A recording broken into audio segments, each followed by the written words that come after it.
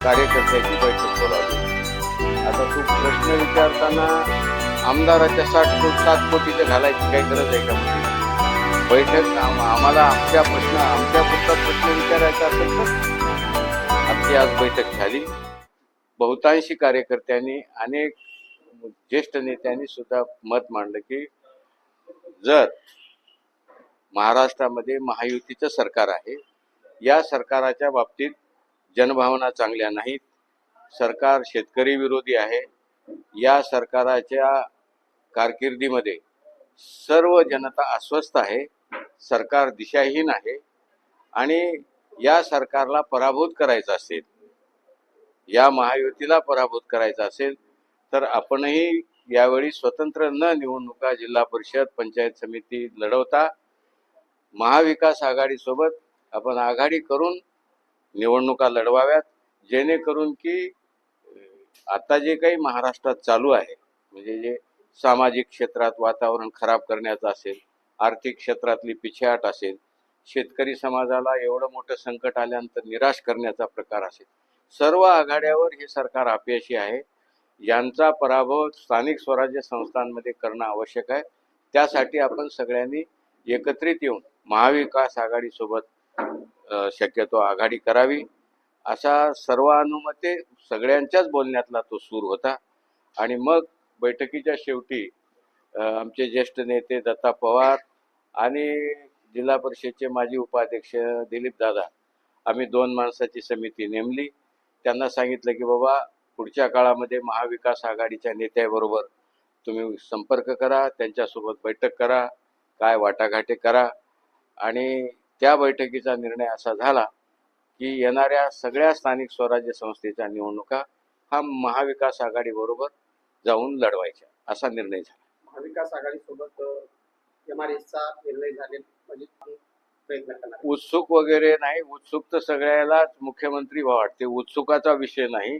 पण काही कार्यकर्त्यांनी त्या क्षेत्रातल्या, मला वाटते रायवाडीच्या श्रीराम 5-6 गावातल्या कार्यकर्त्यांनी सांगितलं की बाबा, गेल्या वेळी दिलीप दादाला तुम्ही दिल्या नाही आणि आपल्या घरचं कलंबर सर्कल होतं, खरं तर कामही चांगले दिलीप दादाने केलते, पण त्यांनी नंतर त्यांच्या भाषणात खुलासा केला की बाबा, आमच्या मंडळीचं नाव हे नगरपालिकेत असल्यामुळे आम्हाला अडचण आली, पण सगळ्यांचं मत पडलं की यावेळी काही करून शिवराज दादाच्या मंडळींना तिथं उभा करा, असं सगळ्यांकडून मागणी झाली।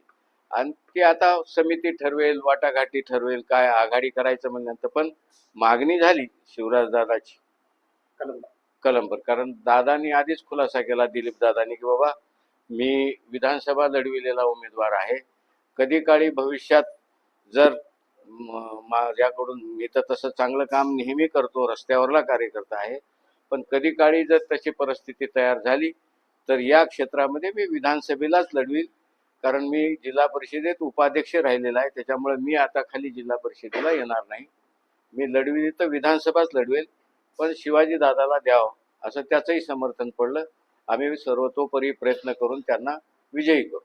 महाराष्ट्रामध्ये एकंदरीत परिस्थिती, आपण महाराष्ट्रामध्ये राजकारणामध्ये सक्रिय आहात, पण नांदेड जिल्हा हा तुमचा स्वतःचा जिल्हा आहे, त्या अनुषंगाने महाविकास आघाडीकडे स्थानिक स्वराज्य संस्थेमध्ये शहरी आणि ग्रामीण भागात त्या निवडणुकांमध्ये किती जागांची मागणी असणार आहे, असं काय अजेंडा वगैरे काय? नाही, आज तर पहिल्यांदा ही जी काही आमची एकूण कार्यकर्त्याची टीम आहे, फळी आहे, ही सगळी चळवळीतून आलेली आहे। आघाड्या युत्याच्या राजकारणाचा फारसा अनुभव कमी आहे।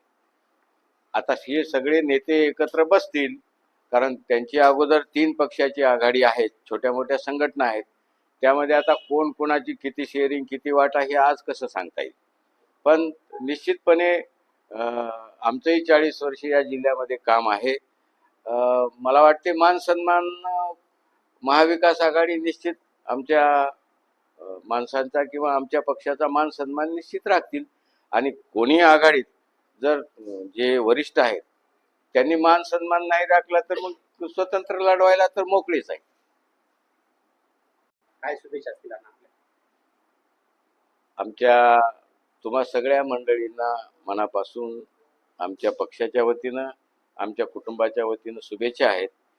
पण अशी आशा होती की हे मायबाप सरकार आमच्या बळीराजाची दिवाळी गोड करील, पण या सरकारने आमच्या बळीराजाची किंवा आमच्या संकटग्रस्त शेतकऱ्याची दिवाळी मात्र काही गोड केली नाही, यांनी लबाडी केली.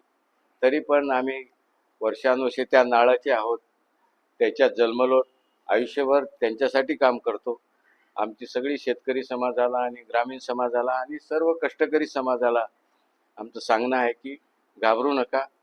सरकार येतात जातात, यांनी बेईमानी केली तरी यांना काही ते पावणार नाही. आपल्या आयुष्याचा संघर्ष करा, आपण पुन्हा उभं राहू. पण आमच्या वतीनं आम्ही त्यांना शुभेच्छा देतो.